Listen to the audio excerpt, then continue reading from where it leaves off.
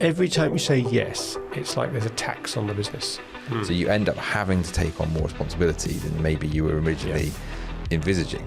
The question there will be, for a smaller company, is what you're doing now still as valued as it was when you started doing it?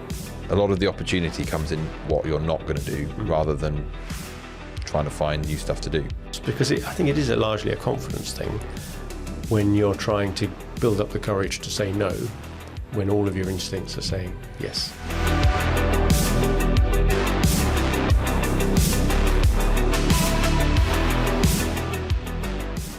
Take it away. I could ask you in terms of the theme, a little bit of a clue for listeners as to what we're going to talk about today. Should we do a podcast on how to grow tomatoes? Oh, right. Okay. So here we go. I don't know. Probably not. What should your answer be? Probably not. It's probably not on. Probably. Although we could probably bend it to some sort of business.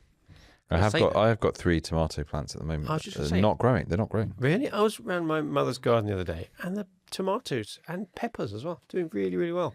It's almost like you don't need a greenhouse in this weather. I don't get it. Ours are they literally look the same as when our friends gave them to us 3 months ago. Right. That in and of itself is, I don't know how. Have you given them any water or fertiliser? They are regularly watered and fertilised. Right. But they're not. They're not playing ball. Nothing's happening. I mean, literally, they're not growing. I mean, that in and of itself should be something that science should study. But that's because there's no water, right? So. When was the last time you cut your lawn? That's a good point. I haven't cut my lawn. Yeah. But that would be a water solution, yeah? Mm. And you're watering them. Maybe they're not getting enough water. Maybe giving them too much. No, maybe you're not giving it. Yes, because it dries out probably quite quickly, doesn't it? This is almost turning into gardener's question time now. I wish I hadn't asked the question. You need Alan Titchmarsh or something. Does he do that? As a guest. Does he? I don't know. I think about gardens, doesn't he? He does a TV one, doesn't he? Yeah, he probably is. Monty Don, he's the man, isn't he? He's got that. You're giving away your viewing habits here. Housewife's choice. Yeah. Right. I think this is in danger now of sliding down an entirely different topic. And we should say no to that and instead do a podcast. About business, yes. About business.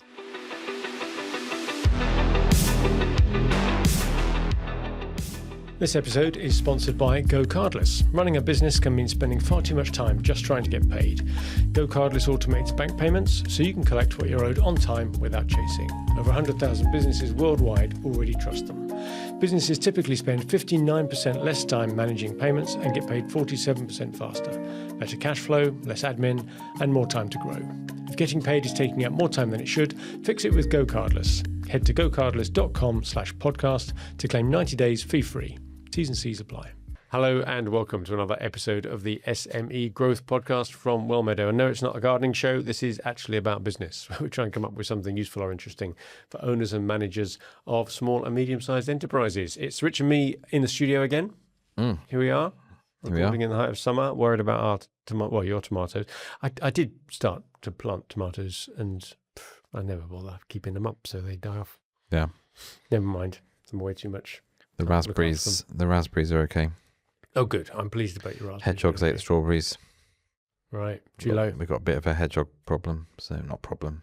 A hedgehog highway in our garden. I thought the slugs normally have them first, but the hedgehogs get the slugs, and then the slugs, the hedgehogs get for pudding. It's the strawberries for pudding. So the clue as to this week's theme, if you haven't already read it in the topic, if this has been served up to you in the car as the next episode and you didn't expect it, it's about saying no. Just say no. That's what Nancy Reagan said, wasn't it, in the 80s? It was Zamo said it in Grange Hill. Is it? Just say no. Just say no. To drugs. Yeah, exactly. See, it depends on your cultural reference there. I'm sure there's more up-to-date ones. So just say no. This is about strategic focus, which I think is quite important, isn't it? And this cropped up. There was an example recently that we had, and that led us to think about, I wonder what classic examples there are of that out there. I'm not sure how much we need to sort of restate the point about why it's important, but we perhaps should just touch upon that to start with. And there's a phrase I came up with just as we were sort of preparing some notes for the show, in that every time you say yes, it's like there's a tax on the business. Every yes decision adds something, and it could be complexity or variation or just volume of work. So every yes has a cost. Yeah. Then the cost of a no is that perceived opportunity cost. And there's this instinct in small businesses that saying no is turning away the very thing that you're trying to get all the time. So why would you spend all your time marketing, generating leads, doing sales, only then when you get an inquiry to say no to it? It seems counterintuitive. So there's this either fear of, that's what my life work is to find new customers, new work, even if it's a different area, a slightly different request. So there's that instinct. I think there's also the instinct that a lot of people have of wanting to please. The people pleaser instinct. Yeah. Someone rings you up, you're flattered. Yeah. Oh, you're contacting us to see if we can grow some tomatoes for you. I know we're a management consultancy, but hey, we could do anything. Yeah. Now, we can smile and laugh, but we've been drawn into this too many times in the past. And if I look back, we'll be in the book one day. But the daft things that we've done as spin-offs from what customers suggested might be a great idea. Don't want to go through them all now, but we've explored lots of different ideas, haven't we? So I think there's, I don't know if it's almost a truism that you have to know when to say yes and when to say no. And we are the product of all that series of yeses and nos decisions that we take. I think as well, probably at a more individual level, a lot of people who are in business probably get asked to do a lot of other stuff outside of business as well. Yeah. So whether it's charity or school governor or all that type of stuff. And I found from personal experience, even if they're rather low touch responsibilities, they're still responsibilities. And there's only so much responsibility that you can take. Yeah. So even when I was on the board of a food bank for 10 years or something. Yeah. And I used to just forget, actually, there's 5 employees there that actually I'm legally responsible for. You are part of a team that's responsible. And if you're all taking the view that someone else is doing it, then no one else does it. But then you suddenly go, oh yeah, actually I'm in law responsible for that. Well, that's a whole other okay, that's another box mentally that I've got to do something with. And there's only so many of those you can carry before you start thinking, oh, hang on a minute, I'm running out of runway on all fronts here in terms of doing things. Especially if you're going to give it the attention it deserves. Yeah. And I find that, and I found in the past, that as soon as you do one of those volunteering jobs, which, it's good that we all do something outside of our work and give something back, but you then come to the notice of other people who are looking for that sort of support, and you get invited to do other ones. Yeah. So I'm involved, as listeners may well know, in terms of one of the strategic town centre planning initiatives that we have here in our hometown of Shrewsbury called the Big Town Plan. I do a lot of that, but I was invited on the back of that to take part as a trustee on the largest heritage restoration project in the country, supported by National Lottery funding. And I should have just said no. And God bless them, it was a great cause and it was something for the town. I should have said no.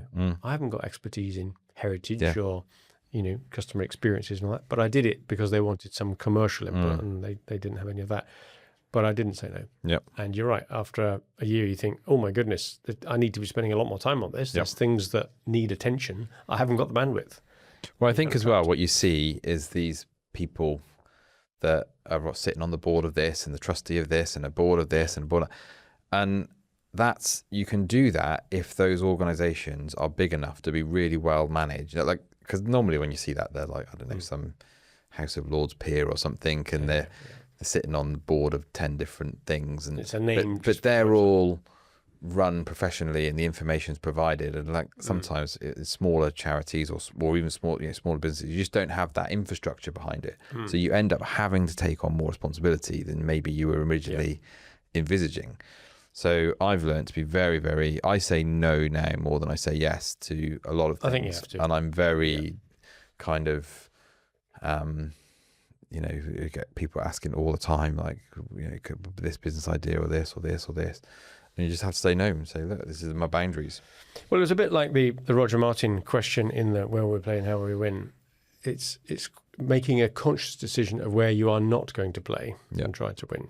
And it's almost taken as read that it's just the opposite, but it's okay to say, no, we don't do that. We do not do public sector work, or we do not get involved in tender applications that take months and all this, whatever. You decide what you are and what you aren't in, and that's the point.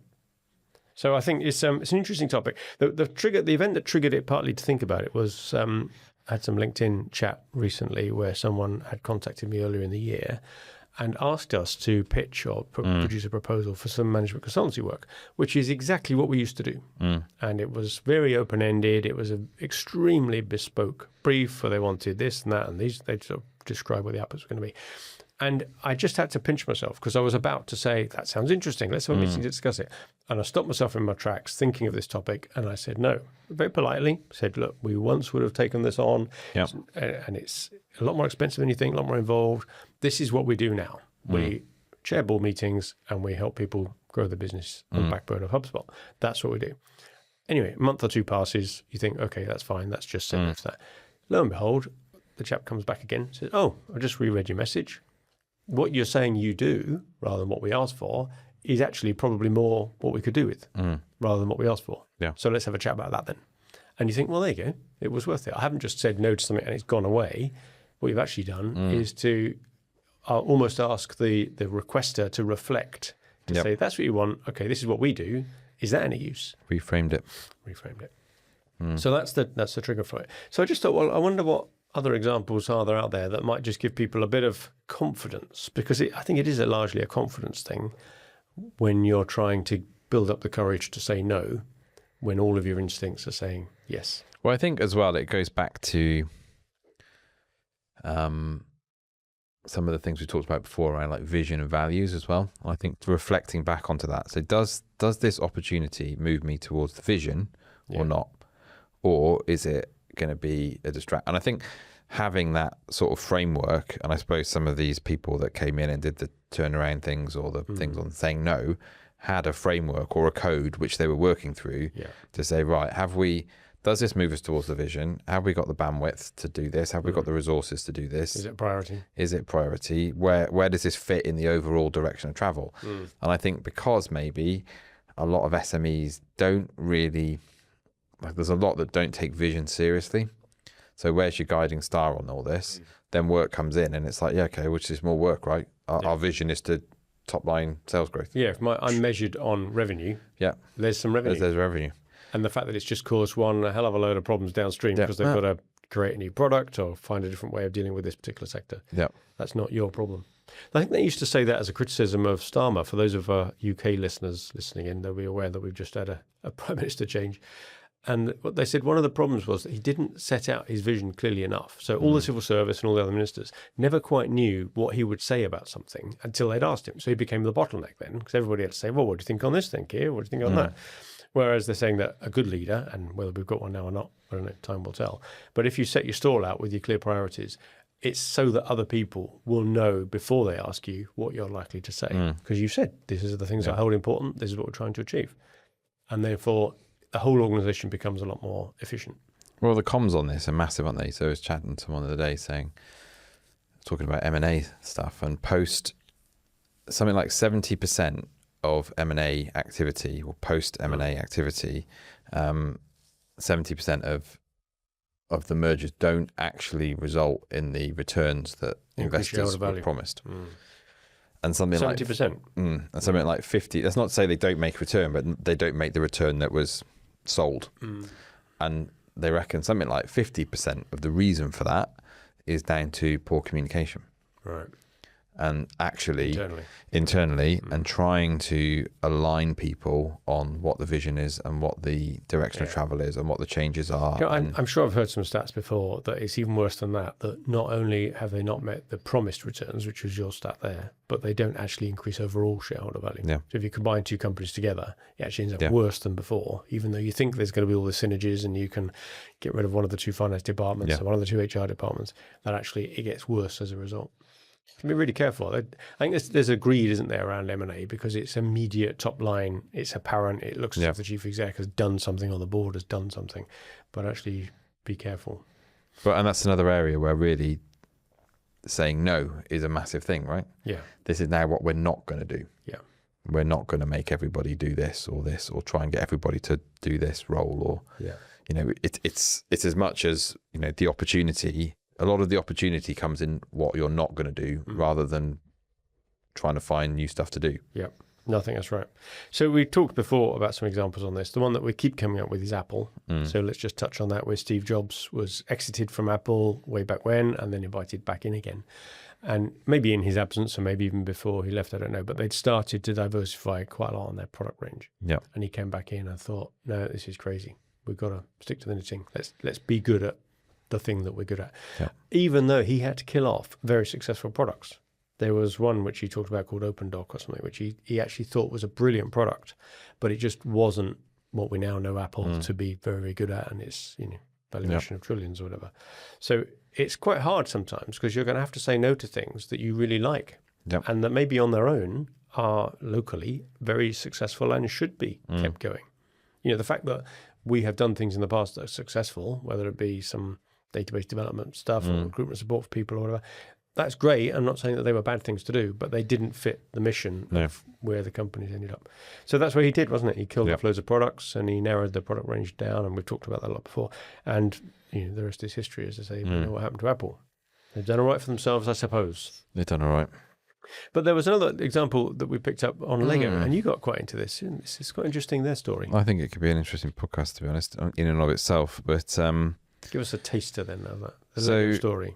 I mean, Lego is now, it's always been phenomenally successful, but it went through a period in the 90s where they were obviously doing quite well, but then tried to diversify massively into theme parks and clothing ranges and watches and gifts, like massive amount of diversification. Just TV shows on the brand, and just saying, right, well, where else can we put a Lego logo on it?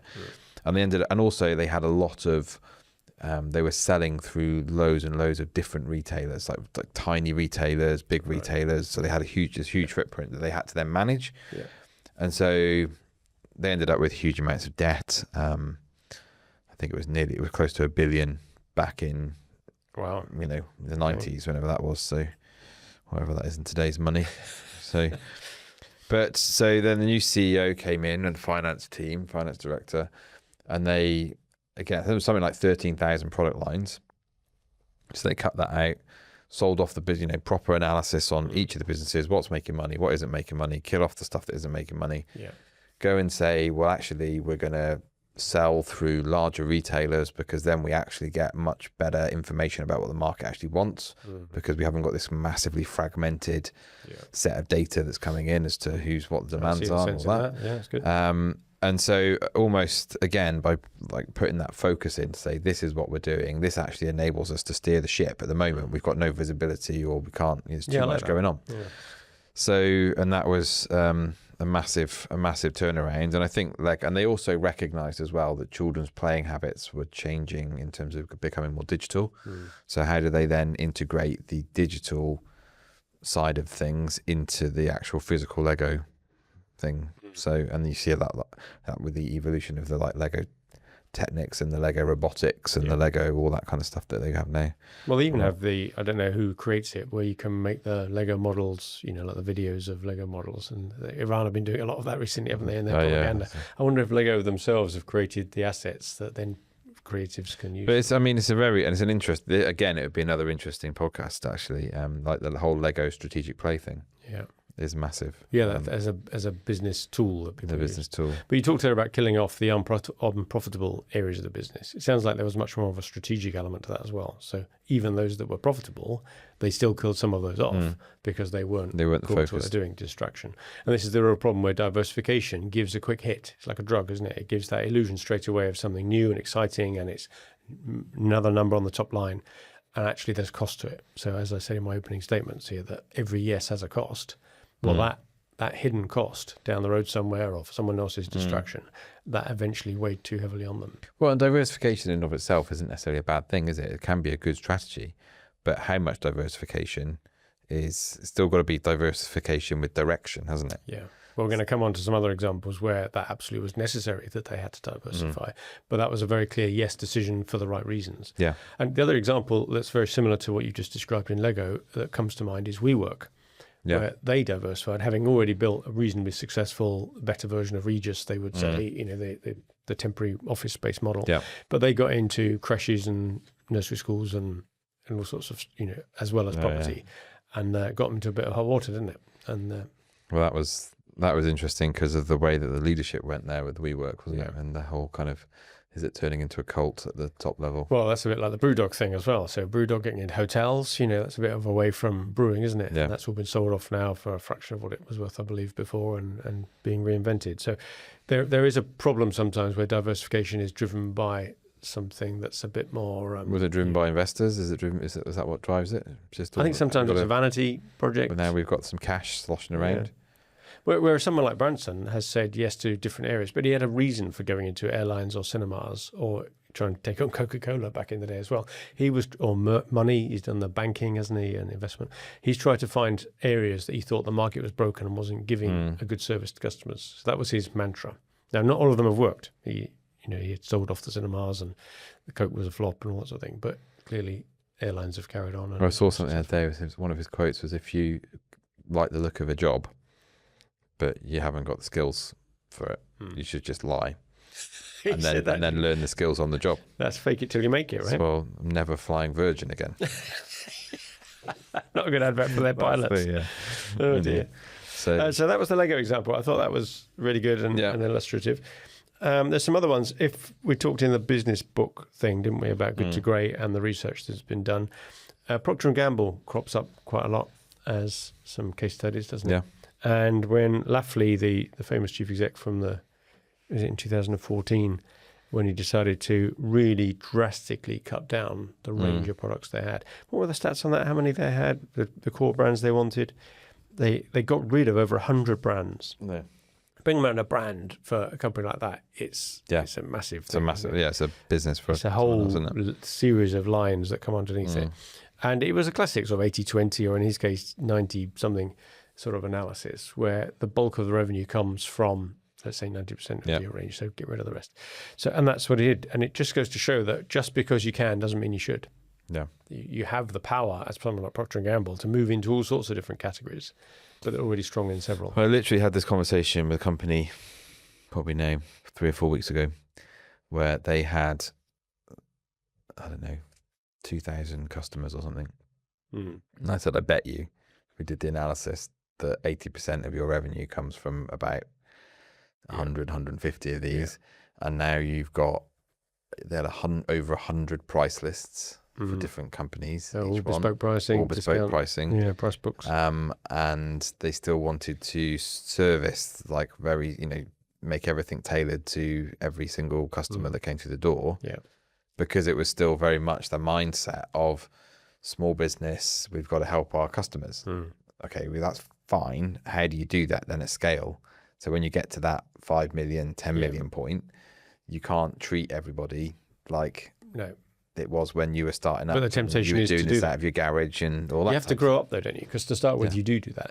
I think that the example that I came up with the other day was with HubSpot themselves, where they've got a prospect that we're working with them on at the moment that's asking for them to change their terms and conditions. Yeah. Well, good luck with that. We can laugh, can't you? It's a pretty big organization and they're not going to have a whole plethora of different T's and C's for different people. Yeah. Even though at our level, when we get not quite asked but told to do it, we have to comply. Whereas they do have a threshold. Above a certain size, they will give you bespoke terms and conditions. But you've got to be like billions of market cap before they're interested enough in doing that for you. And I guess that goes off to a separate department in legal and they do all that sort of things. But they have got a very clear cutoff. And it's the same, I think I know the example you're talking about, where that top 100 customers or so are the ones that they are prepared to treat on a face-to-face, one-to-one basis.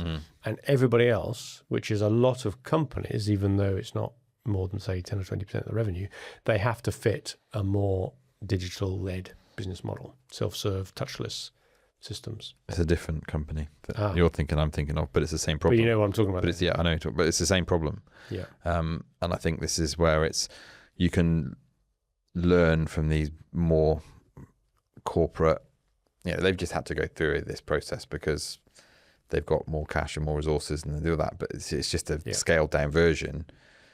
It's hard to say no, isn't it? I mean, the Procter & Gamble there, they've reduced it to 10 categories in the end. And whether that's, I don't know, the Pampers type thing on the one end and the shampoos on the other type of stuff, they're the categories. They must have had a lot more than that before that were successful. Yeah. They're making good, they're good brand value. Now, clearly they found a buyer for them, I guess, or killed some of them off, I don't know. But by focusing on just the categories that they want to be known for, they found that there's a value to that. And that cost of saying yes that we talked about earlier really played out for them. They found extra value in focusing a little bit. Go on, next one. Have you got another example? Netflix. Netflix, yeah, you talked about that before as well, haven't you? Well, that's a different type of say yes, say no here, because this is about saying no to something you've always done before. Yeah. So their roots were in the DVDs by post model, wasn't it? That's what they did. And they had to say no to that entirely and go digital. They had to stop doing that because they realized where it was going. And that's almost one of the harder things to do. It's a bit like, we've said before, we've done other things in the past, whether it be database building and recruitment support. We've moved away from those things, even though they were, a part of what got you here, won't get you there type of story. They were all profitable. They were. all worked And quite interesting well. and added value, and customers liked you for it and all that stuff. It led to interesting discussions. But every one of those discussions then had a tax on it, because it opened up a different type of consideration and risk and insurance and the way you sell. What someone say to me the other day? Go big, go niche, or go bust. Yeah. Or something along those lines. Yeah, go big or go home, isn't it? Or it's a bit like 1, 2, niche or dead is the Porter phrase. Yeah. You got to decide where you're going to play and be a player. Yeah. And if you're not, if you're going to be a bit part, then let somebody else do that bit. You're going to waste your time. So yeah, Netflix was quite an interesting example on that, I suppose. The question there will be, for a smaller company, is what you're doing now still as valued as it was when you started doing it? And you talked before about diversification. I think this is a case where it's the Ansoff matrix. Don't do something new for new people, but at least what's the sideways step? Yeah. Can I diversify my markets or diversify my products with the existing market? There's sort of safer versions in the Ansoff thing. So that's what they did. They stuck still to film, but they just found the same customers even, but just a different way of delivering on it. That's quite interesting. Would Netflix say one of their main competitors is sleep? My goodness. That's scary, isn't it? That is scary.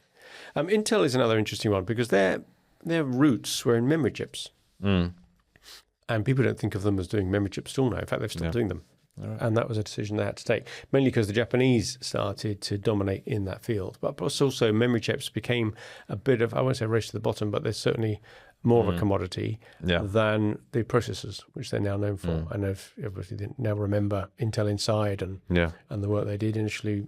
Didn't they power all the Apple devices before Apple Silicon came along? So they've changed entirely, and they once again had to say no to something they'd always done before. And you can imagine the internal debates that have to happen with that, because you've got whole people whose careers are built on, let's say in their case, memory chips, who aren't going to be part of the future. Or like in the Apple example, I spent all my time building this open docs thing that you agree is brilliant, and now you're going to kill it off. It takes quite a strong character. Yeah, exactly. That's a leader. How do you get people aligned behind that? Yeah. That's interesting. The other one I come up with is Southwest Airlines, which everybody probably knows their story of how they became different and niche and low-cost airline. They've actually done a little bit of a U-turn, and they've reintroduced allocated seating this year. Right. And anyone who's flown Ryanair or EasyJet and realised that they charge for allocated seating, they've now gone back and said, no, that's standard. That's part of the ticket price. Yeah. And I've even found that with British Airways now, a national flag carrier charges for allocated seating. Why have they copied the low-cost model? Surely they should be premium. I'd love to speak to someone in BA strategy to work out why they've done that. Probably because they can't they? Once it becomes norm now. Yeah. Has it become so ubiquitous that if you want your seat allocated, you pay extra for it? Yeah. If you multiply it, I guess, across all of the seats, all of the year, all of the flights, it's probably reasonable. And people are prepared to pay it. But I think it changes the model. It changes the feel. And I flew BA recently to Greece, which is a well-served line by EasyJet and Ryanair and everybody else. But I happened to fly British Airways because the timings were better. And I was expecting that much more. Because flag carrier, not in my mind a low-cost carrier, I thought this is going to be a great experience. I'm probably even going to get a meal on the plane or get my baggage for free without paying for it. And yet, no, it was just like all the other easy. So why not bother? So there's an interesting decision they take there, and Southwest have gone the other way. I guess what we've talked about, they fall into a bit of different categories. There's the saying no because it's a distraction. Yeah, that's a bit like the Apple example. It was a good product. It just didn't quite fit the strategy. And then there's the other one, which I think we've come across a lot, which is the complexity. Yes, you can do all these different things. And the danger of having capabilities all around is that you say yes because you can, doesn't mean you should. And there's that cost to saying yes everywhere you go. Well, and then it's again, that's contextual. Like if you're in a market, if we were in a market where people were prepared to pay £1,000 an hour for us to solve things that are highly complex, you'd say, yeah, the model's just, sounds great. It's not very scalable. You can get the people around you then to support that. But if the market's not prepared to pay that, then you have to say no, because actually, whilst you could do it, it doesn't make economic sense to, because it ties you up. So, and then the last category is saying no to what we've done before. And we had this experience where we used to do a lot of content creation, didn't we? Yeah. We had a whole team creating content, videos, photography, copywriting, all sorts of clever stuff. And they're brilliant, and the clients loved it.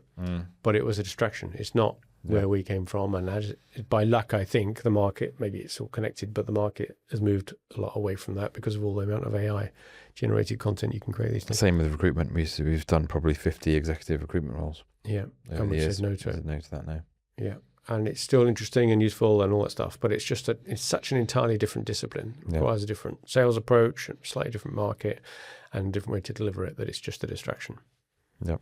So now we are very firmly in the build a growth engine based on HubSpot space, combined with a bit of board support. But that's an interesting topic as well, isn't it? The board support side is where we came from, and we still do it. But the business is really about growth engines and HubSpot. Good. Excellent. So every yes contains a hidden no. Every yes has a cost. And remember to say no. If you meet someone sketchy in a park, say no. Just say no. Just say no. Okay. Or at a middle-class dinner party. Remember. Just say no. I will take your advice to heart. Thank you very much, Mr. B.